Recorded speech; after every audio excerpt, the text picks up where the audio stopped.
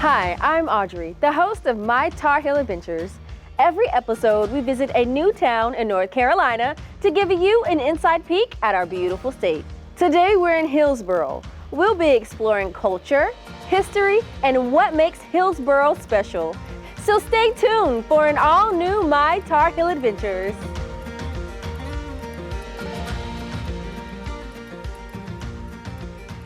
Hi guys, we're here with Miss Amanda Boyd with Visit Hillsborough. How are you doing today? I'm doing wonderful. Thanks for having me. Thanks for having us. So can you tell us a little bit about Hillsborough? Absolutely. We're so excited to have you all here. Our little town is steeped in so much history and charm. And so no matter if you're exploring our quaint downtown or taking a stroll on our Scenic Riverwalk, there's always something to discover. Wow. So we're excited to show you around. Yes. We're excited to see Hillsborough today. Yeah. So Amanda, tell us, what makes Hillsborough special? Oh, good question. There's so much. We have so much and really something for everyone, from history to arts to shopping and dining and outdoor exploration. You can really hit it all. So I always start with history. Our town was founded in 1754, so we literally have centuries of stories to tell and many that we're still uncovering, so it's unique. So for visitors who want to explore, their inner historian nerd, I say that, you can pop over to the Burwell School Historic Site and learn about the life of Elizabeth Keckley or 19th century women's education. Hillsborough is home to the Orange County Historical Museum, which is wonderful for our town so people can dive into the rich history of the entire area as well as Hillsborough. But a must stop is the Okanichi Replica Village, which visitors and residents can explore the lives and community of Okanichi, which were our indigenous peoples before the European settlement. Wow. And if you're not into history, which not everybody is, then maybe arts is more for you. I always tell visitors that we have a gallery on every corner, which is true. Wow. Also in Hillsborough, we are home to 2 large arts organizations that really help to bring arts into the community and alive. So if you're visiting during a first Friday of the month or a last Friday of the month, you'll see a lot of entertainment, culture and heritage education. They do a great job of highlighting or showcasing not only the creation of arts, but also the community and connection of arts. So that's really cool and unique for our little town. And of course, the outdoors here is amazing all year round. You can stroll along the Riverwalk, which rolls along the Eno River. You can hike the Okanichi Mountain, which has picturesque views and lovely trails, or you can bop over to the Okanichi Speedway and walk the dirt path. It's one of 2 of the original NASCAR speedways, which is still accessible. And then of course, our food and shopping, I could talk forever about, but food here is really a culinary experience. We have everything from fusion to farm to table to cozy cafes. We're so proud of our locally owned businesses and organizations, and so they bring unique gifts, antiques. It's really more of a treasure hunt than just a traditional shopping experience. So I always say, whether you're looking for a weekend getaway or maybe a new place to move, we hope that you fall in love with Hillsborough just as much as we have.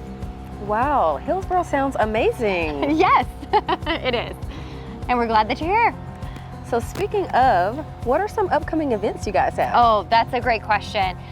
For a little town, we sure do host a lot of things, and we try to do as many free things as well. So throughout the year, you'll see a lot of our annual events. River Park concert is usually in the spring. We have a solstice lantern walk that's put on by our Arts Council every winter. This coming May and this summer, we have a couple music festivals. We have Flush Fest, which is really fun. It's a homegrown grassroots weekend concert series, which is wonderful and has grown. We have a handmade parade for the Arts Council, which will stroll downtown and have vendors and all fun things. And then we have a Scottish festival coming up in September we're really excited about. There's always something to explore, so we encourage people to check out our events calendar. That's on our website. Visit hillsboroughNC.com, and of course follow us on any of our social medias, which is where you can find the best and most up-to-date information. Thank you so much. Yes, thank you.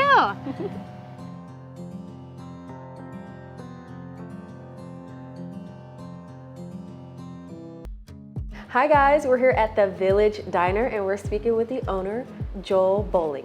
How are you doing today? Doing very well. Getting ready to start the week off here. So. Awesome. So tell us a little bit about the Village Diner. The Village Diner has been a restaurant here in Hillsborough since the 70s. Traditionally, it was a spot where people came, the community gathered, everyone in town. It was pretty much one of two restaurants in the 70s and 80s going through in here. And then we took it over in 2017, and it's been a wild ride ever since. We started out with doing a refined Southern food, took a little bit of a pause during those few years there after 2020. And we're in a position now where we're revamping it in our new dining room here, which is going to be West Hillsborough Pizzeria. We've been running for a few weeks now.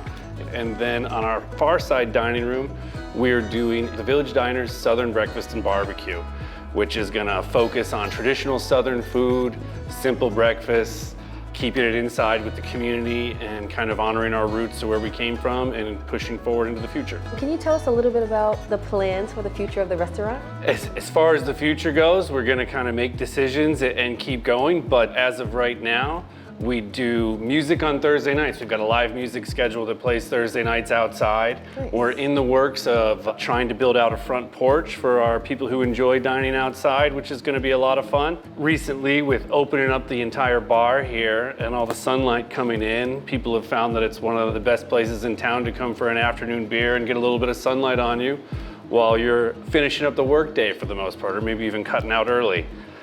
The focus in here, like I said, is pizza, where we've created our own North Carolina style of pizza, headed up by Justin in the kitchen.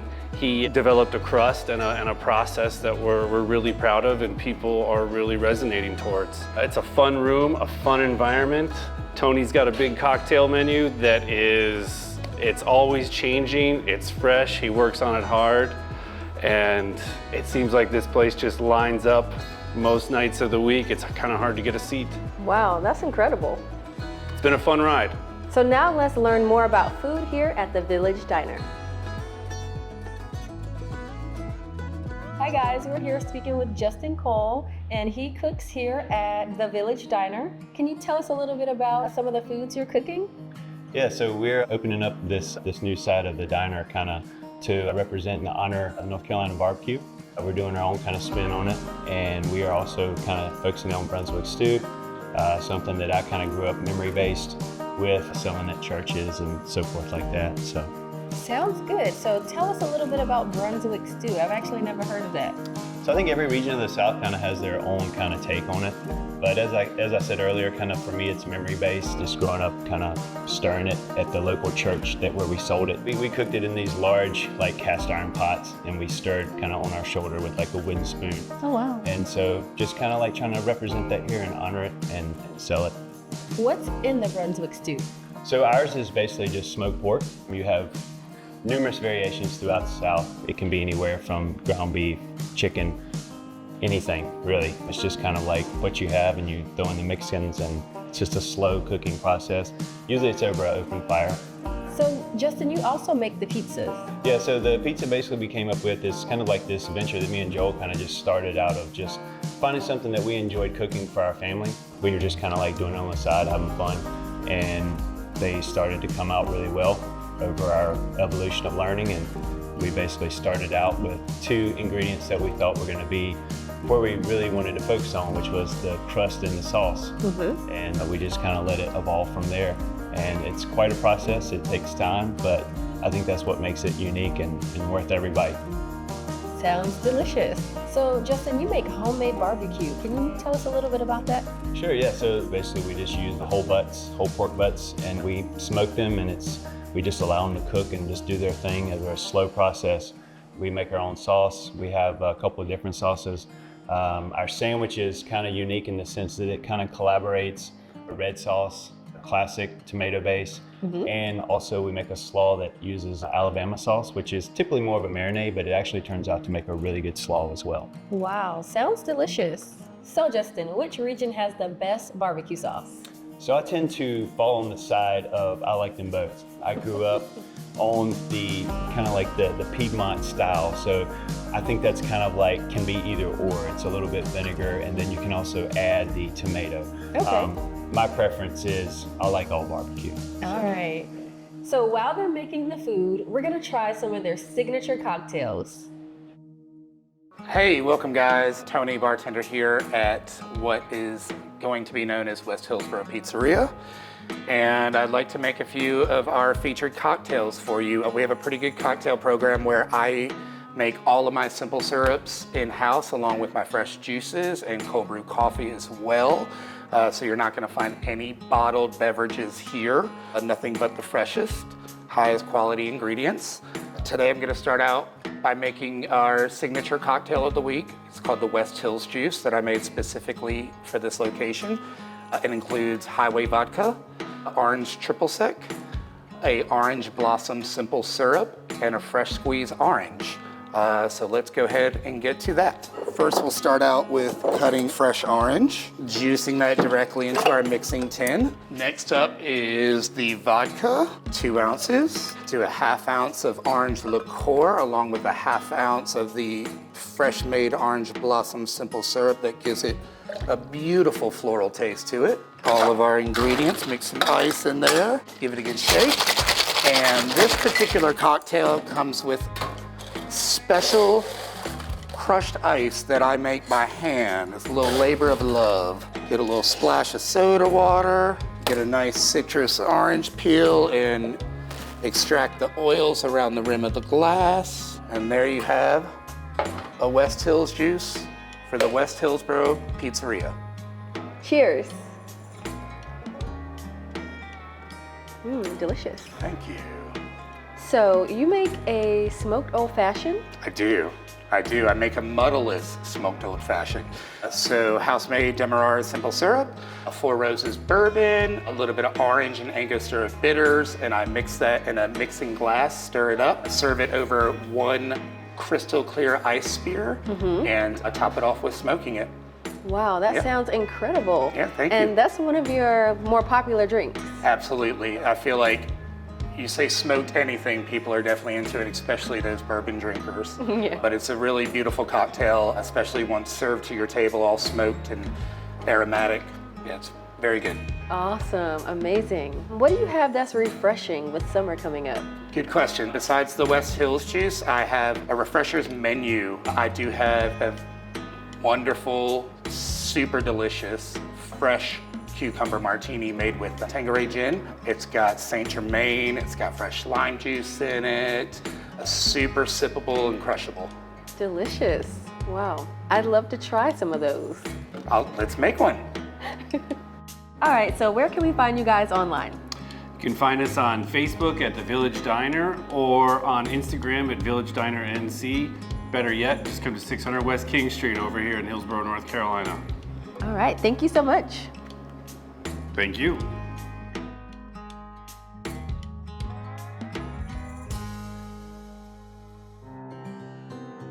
Hi guys, so we're here speaking with Miss Beverly, Tribal Council member of the Okanichi Sapona tribe. How are you doing today? I'm doing well. I hope you are. I am doing great. Thanks for having us. You are very welcome. So we are standing in front of the replica of an Okanichi site. Can you tell us a little bit about that and what you do? Yes. So probably in 1982, I met Craig Ward, Steve Davies, both and their students from the archaeology department at UNC. They were actually doing an excavation over here, and they were looking for the Okanichi tribe.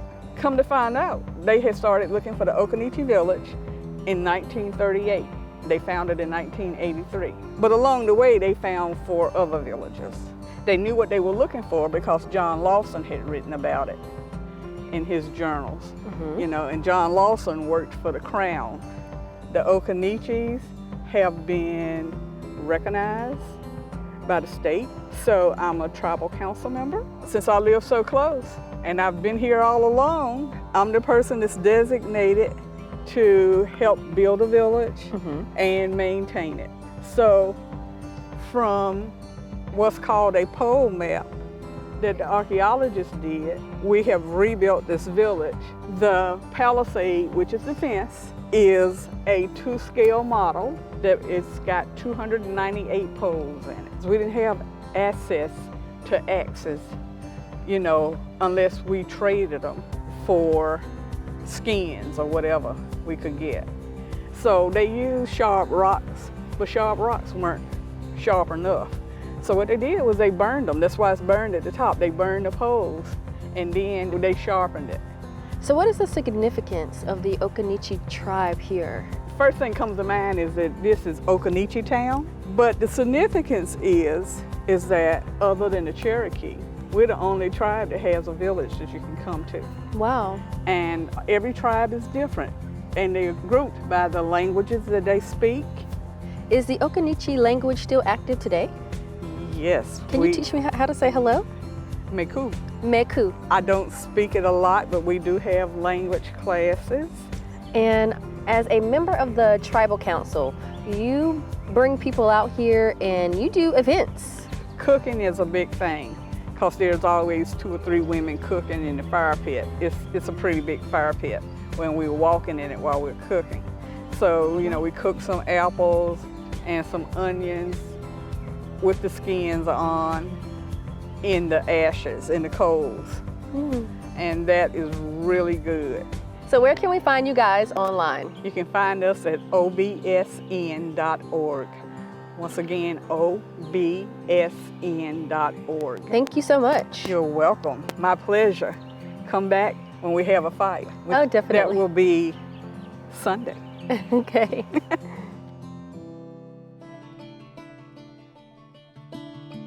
Hi guys, we're here at the Hillsborough Arts Council and we're speaking with the Executive Director, Miss Heather Tatro. How are you doing today? I'm good. Thanks for being here. Thank you for having us. So tell us about the Arts Council. The Arts Council does a lot of community activities that are arts-based. This right here where we're in, it's the gallery and gift shop. And so here we represent over 60 local artists and we sell their work, everything from painting to woodworking, greeting cards, all kinds of things, printmaking. And we also have a gallery section, and so right now our gallery is filled with student work from the local high school. The other part of what we do at the Hillsborough Arts Council is events, and so this is a big part of what we do. It's the last Friday art walks that we host around downtown, and it's Main Street downtown, and a lot of the venues are local restaurants and galleries, and we have bands, we have vendors outside in the warmer months, and we have a lot of fun activities that are free and open to the community. Wow, it sounds like you guys are very involved in the community and there's a lot going on. There is, yeah. Often on our art walks on the last Friday of the month, we'll have some artist demonstrations. And so sometimes there'll be an artist in the window doing printmaking or some kind of activity that people can watch. And then they're selling their work here for you to purchase as well. One of our other key events that we have coming up is the Handmade Parade. And this is a whole weekend of art. And so it'll kick off on May 31st, which is a Friday, and it will start with our last Friday art walk where you can come downtown, listen to music, you can go to the different galleries and eat at the different shops. And then the next day we have a handmade market in River Park, and it will have about 40 vendors selling their artwork there, and there also is a big parade that day. And so that we have big puppets that we use. So it's sort of like paper hand puppet intervention if you're familiar with them. And so we have different animal heads and we have big birds that take, you know, like multiple people to carry down the street. And so we'll have a parade down the street. Everyone is welcome to walk in the parade or watch the parade. And it will end with a big jamboree in River Park. We also host the Lantern Walk every December. It's the Solstice Lantern Walk, and it's on the darkest night of the year, and we start in River Park, and people come with handmade lanterns, and we walk the 1.3 mile walk around River Park. We also have a handmade market, so people can do last minute holiday shopping. We have hot cocoa, and so that always happens on the solstice every year. It sounds like a small, quaint event, but we actually had about over 4,000 people attend this year, and people come from all over to attend that event. Wow, that sounds like fun and something perfect for the entire family to come out to. Exactly. So, Ms. Heather, what exactly is the impact of the Arts Council? With the Arts Council, we actually started as a volunteer-run organization, and so we were completely volunteer-run for about the first 30 years of its existence. And now that we have staff members, we do have more of an ability to extend to the whole community. We still rely heavily on our volunteers. They help to run our gift shop and to staff our events, but we're able to really offer an open community for everyone to come and visit. You know, all ages, families are welcome. We have a cultural component, so you know, during October we have different events, like the Aztec dancers come, and we have a lot of different offerings for everyone. Sounds amazing. Where can we find you guys online? At hillsboroughartscouncil.org. All right. Thank you so much for your time. Thank you.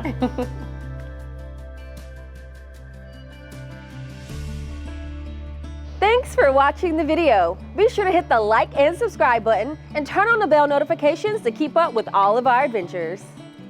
Now I'd like to thank Gator Metal Roofing for sponsoring today's video. Let's check in with the recent customer to see how their experience was. Hi guys, and welcome back to the channel for all things metal roofing in North Carolina. I'm Audrey, your host.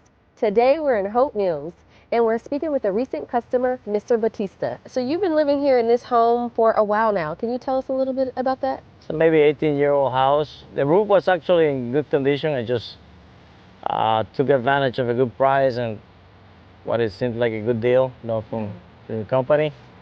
And then we decided to go ahead, and we're very happy, you know, with the finished work and the way the contractors deal with us. Yeah. It's been great so far. I am so glad you've had like a great experience. So let me ask you a question. What made you make the switch from shingles to a metal roof? I've been doing my own research, reading online, and I know it's a very long-lasting, you know, decision in my case. Yeah. Not that old, but it might be the last roof that I'm gonna invest into.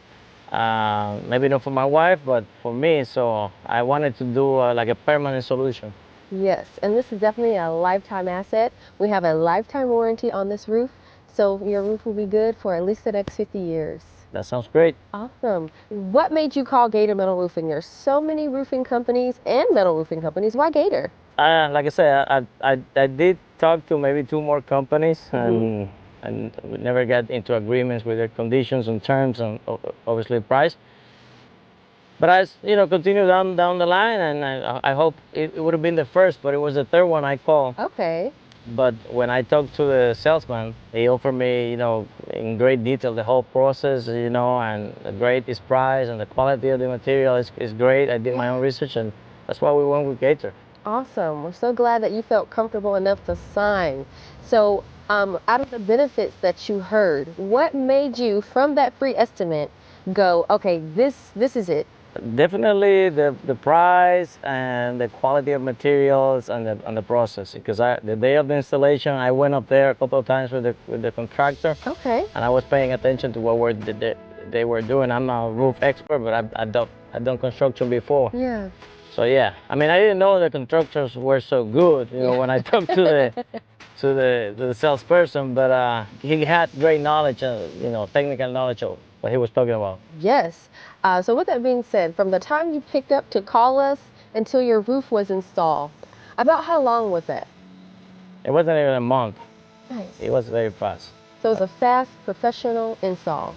Yeah, and it could take less time, but I guess there were some issues with materials, you know, but it could have been faster, so it worked very fast. Speaking of issues, if there were some issues that came up, how do you think Gator responded during the time of the issues? Yeah, immediately, because the next day they came because they were short maybe a few pieces of metal, and I wasn't expecting them to be here the next day, so they took care very, very fast. Awesome. So, Mr. Batista, you have a country red Gator Metal roof. Why did you choose that color? My wife. Well, she did an amazing job picking out the color. This roof stands out in your neighborhood. It's beautiful. She made a great choice. So, Mr. Batista, would you recommend Gator Metal Roofing to your friends and family? Definitely, I would recommend them. Great company. Well, thank you so much for taking the time to speak with us today, sir. Okay.